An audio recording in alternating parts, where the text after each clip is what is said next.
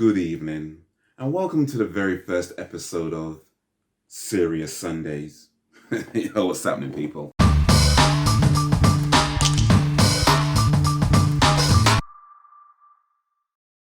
Okay, so it is Sunday today as I'm recording this, and I do feel like being a little bit serious as well. And I don't know, maybe I'll do this every Sunday, maybe I won't. See how it goes. Let me know what you think. We kind of go from there. Recommendations, send them through, and I'll see what I can do. Like, share, subscribe, and all that thing as well. But yeah, it's Sunday. It's Sunday evening slash afternoon, well, afternoon slash evening. It's almost 6 p.m. right now, and yeah, I do feel like being serious. I feel like talking about something a little bit serious, which I guess a few things on my mind that mostly come down to identity. And I'm thinking of, Ray Fisher and the allegations he made against Joss Whedon. I stand with Ray Fisher, just to be clear on that. So if you don't know real quick, Ray Fisher is an actor and he played Cyborg in the 2017 Justice League movie, and of course in the extended Zack Snyder cut as well, that got released recently. But he made some allegations about Joss Whedon and the conduct, the abuses that Joss Whedon levied against him. And something that I saw in the Twitter thing that some people were saying, at least one person said it, maybe a few other people, I'm sure at least it doesn't really matter. Something that I saw where somebody said he should just be grateful. He should just be grateful that, he's in this movie and shouldn't really complain about what's going on. And that's really what stuck in my mind, the idea that you should just be grateful for something, that because they did this one good thing that you should be grateful. Because it's not the first time I've heard that. It's maybe the first time I've heard it in recent times. But I would say that in my experience of life, I've come across that and maybe versions of that.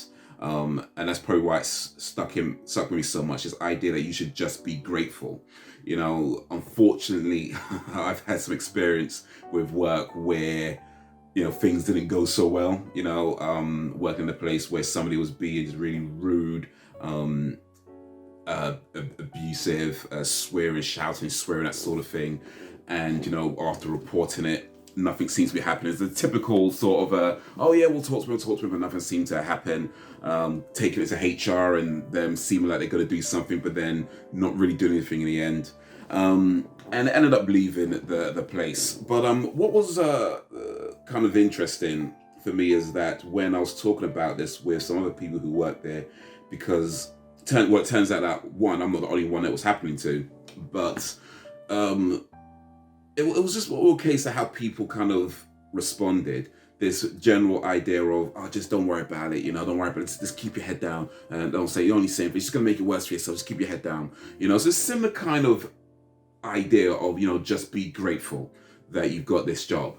And I wonder, why people have this attitude. Where does that come from? Why should you just be grateful when clearly you could see that things aren't going so well, people are treating you less than human? If you could agree that people should be treated with just like a base level of respect, and anybody treats you worse than that, and then there's people who are responsible for the whole thing or allowing it to happen, fundamentally it means that they don't see you as worthy enough to be treated as a human being. Why should you be grateful just because they gave you a job? So I wonder where that attitude comes from. And what occurred to me is that there are probably quite a lot of people that, they don't have a lot of opportunities when it comes to jobs. Maybe they don't have a lot of qualifications, or, don't have a lot of work experience. Places where I've worked, over the years, I've worked in offices, I've had promotions, I've had that whole side of things, but I've also worked, as a cleaner, as a caretaker. I've worked in, as a guy goes to people's, not people's houses, but houses after they've been vacated, and removes all the junk to get ready for the next tenants. So I've had a range of work, types of work, and one of the things you notice is in particular, it comes to say cleaning jobs and that kind of area, is that many people work there either don't have qualifications, don't have a lot of job experience, and don't or they're immigrants that don't have a lot of opportunities, and as such they tend to have a quite a different attitude towards what they'll put up with. Now there's places where they'll understand that and they'll still make sure that everybody's treated with respect and dignity, and they won't put up with any kind of abuses going on and things like that. Shout out to you guys. But then there's also places where they'll look at that and think, I don't really have to deal with this. The company would, sure, they'll say all the right things like, this is wrong, that is wrong, but ultimately they're looking at it like they don't really have to deal with it, because fundamentally a lot of their staff won't leave. And they know that they won't leave because a lot of them are probably already thinking that they can't get a job elsewhere, or if they do, it maybe won't pay as well, or it could take ages, things like that. So they won't leave. They'll just keep their head down and put up with it. So also that is a thing that happens, that people don't care when they feel like they don't have to. So as far as the staff goes, they're looking at it like maybe they did say something a long time ago and it didn't really go anywhere, and now they're thinking, well, I need this job anyway, so let me just be grateful and put up with it. And my philosophy on it, for what it's worth, is that no, anytime somebody tells you should just be grateful, don't be. Don't be, because fundamentally it means that they know that what is going on is wrong, it shouldn't be happening. But they just don't want to deal with it. You should just be grateful that we gave you a job is kind of the general attitude. And no, you shouldn't be. You should be around people that treat you as a person, and doesn't devalue you and doesn't try to make you feel less than, or any place that fosters an environment where that kind of thing happens. That shouldn't be the case. If somebody's being mean to you, whether it's your colleague, whether it's your boss, whether it's whoever, you should be able to take that to somebody and that should be dealt with.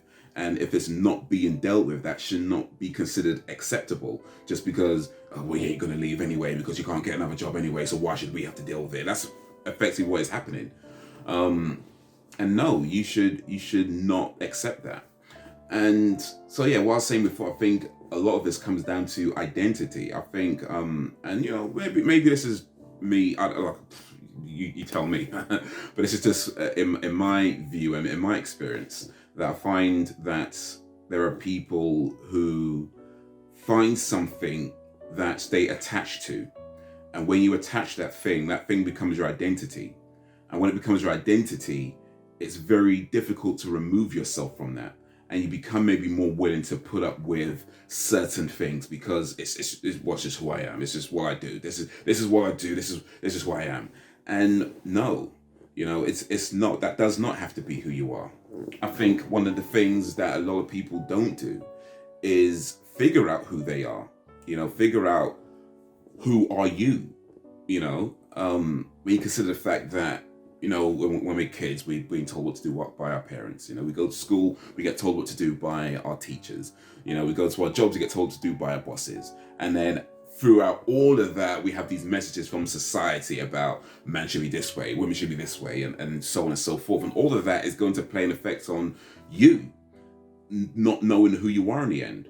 So I think it's very important that we take that time to figure out, who are we? What is it that we want in this world? What is it that we want to do with our lives? What are the things that we're trying to accomplish?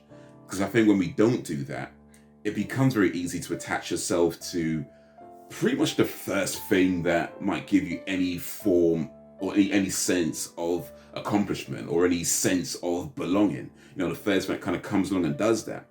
But the problem could be that the first thing that comes along and gives you that sense of accomplishment or gives you that sense of belonging might not necessarily be a good thing. It might be something that's actually very toxic. But because it had this thing that you found that you maybe didn't get elsewhere, and then you become attached to it. And maybe by the time you realize that it's toxic and not really good for you, because you're already attached to it, it becomes so difficult to divorce yourself from that, to just leave and be like, you know what, this isn't for me. But I think when you already know who you are and already know the things that you're trying to do in this world, anything else, in particular when it comes to, say, a job, for example, as I'm talking more about that, really becomes, well, just a job. And that's not to say that you can't care about your job. Of course you can care about your job. You could work in a place where it has lots of really cool people that you vibe with and, really click with, and that's great.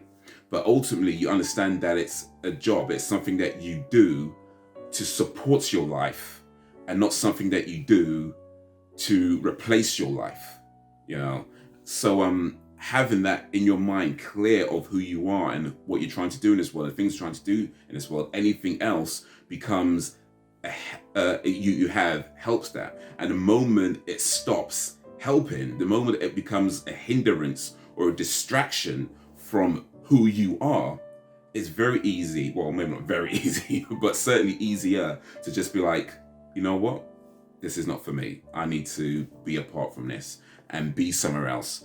And have that courage, I guess, or what's what I'm looking for, sense of self, or just sense of knowing that you are better than the way anybody else tries to treat you, which is less than human. If people are trying to treat you like really badly, swear, all that kind of stuff, and just dehumanizing you, knowing that you are better than that. And not even in, like, say, an arrogant way of, oh, I just, not even like that kind of, pompous kind of attitude, but just knowing that I am a person, and a person should be treated with just a base level of respect.